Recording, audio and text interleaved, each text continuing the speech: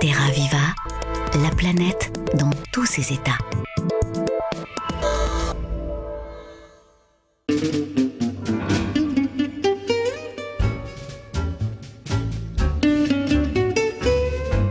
Alors voilà un exemple d'éco-conception qui est à une cloison en papier, vous voyez, qui est assez légère, qui est très souple. C'est recyclable, c'est fabriqué sur place. Donc l'impact sur l'environnement est vraiment minimisé. Aujourd'hui, ça fait à peu près 5 ans que nous n'avons plus un client qui vient vers nous avec un cahier des charges qui ne parle pas d'éco-conception. C'est devenu une évidence. C'est une histoire d'amour entre l'idée, la forme et l'environnement.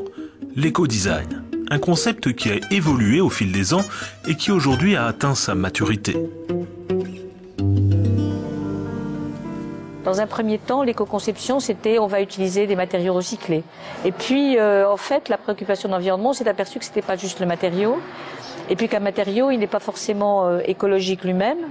Tout dépend de la façon dont on s'en sert. L'éco-conception, c'est changer les critères de décision. C'est réfléchir différemment. Ça se passe à tous les niveaux et à tous les niveaux de vie du produit, de sa production, de sa création, de son utilisation et de sa destruction. À la Cité des Sciences et de l'Industrie à Paris sont exposés 209 projets de design et éco-design. Les concepts sont très différents. Il y a un billard fabriqué localement en acier et non pas avec le traditionnel bois d'Amazonie, ou encore des objets en matériaux recyclés comme ce prototype de banc public. L'objectif, c'était de faire un objet qui permette de sensibiliser les collectivités locales et les habitants des villes au recyclage de leurs propres déchets. Et ça, c'est un banc qui a été fait à partir de packs de lait.